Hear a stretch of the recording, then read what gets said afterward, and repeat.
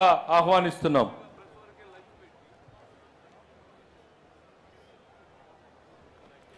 మహానాడుకు అధ్యక్షత వహించినటువంటి మహానేత నవ్యాంధ్రప్రదేశ్ ముఖ్యమంత్రి వర్యులు బడుగు బలహీన వర్గాల భగవంతుడైనటువంటి శ్రీ నారా చంద్రబాబు నాయుడు గారికి, తెలుగుదేశం పార్టీ జాతీయ ప్రధాన కార్యదర్శి మంత్రులు మనందరి ఆశాజ్యోతి అయినటువంటి నారా లోకేష్ గారికి, రెండు రాష్ట్రాల అధ్యక్షులకు, వేదికను అలంకరించినటువంటి అతిరథ మహారథులందరికీ, వేదిక ముందున్నటువంటి తెలుగుదేశం పార్టీ కుటుంబ సభ్యులైన మీ అందరికీ నమస్కారాలు.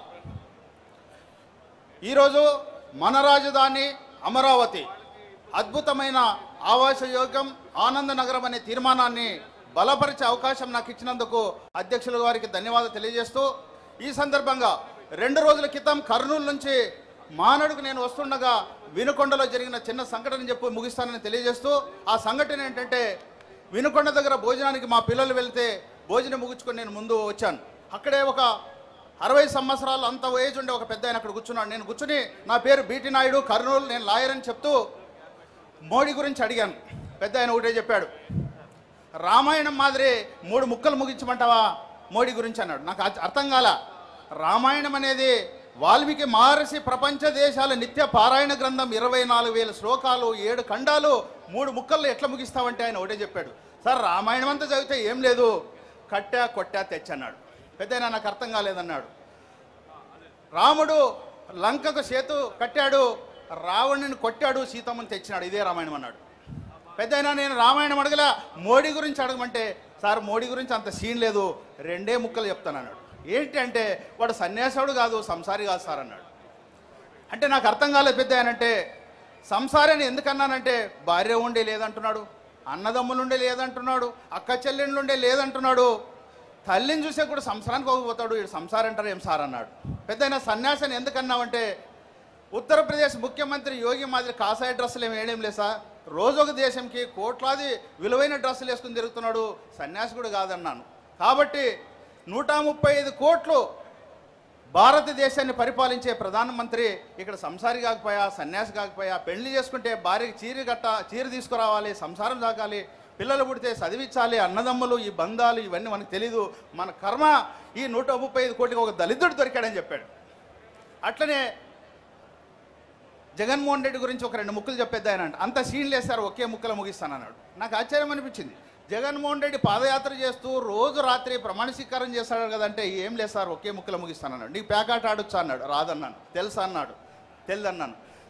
సిండికేట్ అని తెలుసు అన్నాను. దాంట్లో అందరు బందర్ అని ఒకటి ఉందంట, అంటే లోనా బయట. ఈ జగన్మోహన్ రెడ్డి అనేవాడు అందరు బందర్గాడు సార్ అన్నాడు.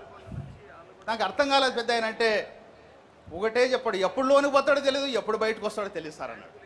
అట్లనే మోడీ దగ్గర విజయసాయి రెడ్డి రోజు మొక్కుతాడు సార్, ఇతను రాత్రి పోయి మొక్కొస్తాడు, బయట వచ్చి బీజేపీని తిడతాడు, కాబట్టి అందరు బందర్గాడు అని చెప్పాడు.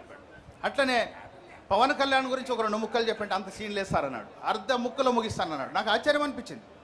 సార్ పవన్ కళ్యాణ్ అనేవాడు అయోమయం వాడు సార్, అది ఒక లోకం అన్నాడు. నాకు అర్థం కాలేదంటే, నిలబడడానికి ఎక్కడ నిలబడతాడో తెలియదు, ఎవరిని చూసి మాట్లాడో తెలియదు, ఏం చేస్తలేదు, అయోమయం వాడు సార్, అది ఒక లోకం అన్నాడు. ఈ రకంగా పెద్ద ఆయన చెప్పినట్లు ఒక ప్రధాని, ఒక దొంగ, ఒక అయోమయ, ఈ ముగ్గురు కలిసి మన ముఖ్యమంత్రి గారి వర్యులు మన కోసం, మన రాజధాని అమరావతి అందరికీ ఆమోదయోగ్యమైనటువంటి రాజధాని కట్టడానికి, ఇందాక పెద్దలు చెప్పినట్లు 9 నగరాలు, 3 టౌన్షిప్లు, 1000 ఎకరాల్లో 27 టౌన్షిప్లు ఏర్పాటు చేస్తూ ఈ ప్రపంచంలోనే 5 అద్భుత నగరాలకు ధీటుగా నభూతో భవిష్యత్ అనే రీతిలో నిర్మాణం చేపట్టడానికి ఇవన్నీ చేస్తుంటే వీళ్ళు ఎన్ని అడ్డంకులు కలిగిస్తున్నారు. భూమి సంబంధించినటువంటి రైతులైతే మన అధ్యక్షులు చెప్పారు, మన ముఖ్యమంత్రి చెప్పారు, రాజధాని నిర్మాత రైతన్నని అనౌన్స్ చేశాడు. ఇందాక పెద్దలు చెప్పినట్లు 40,000 కోట్లు ఎకరాలు విలువైనటువంటి భూమిని 33,000 ఎకరాలు 26 లక్షల మంది రైతులు స్వచ్ఛందంగా భూసేకరణ పథకం కింద రాత్రి పగలు ఏ విధంగా ఇచ్చారో చంద్రబాబు గారి యొక్క నమ్మకానికి నిదర్శనమని ఈ సందర్భంగా గుర్తు చేస్తున్నా. మరి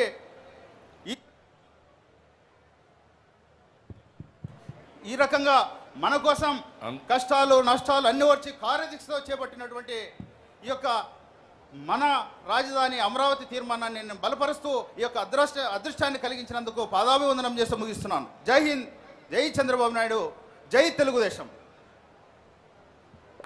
రాజధానిలో భూములు ఇచ్చినటువంటి రైతులు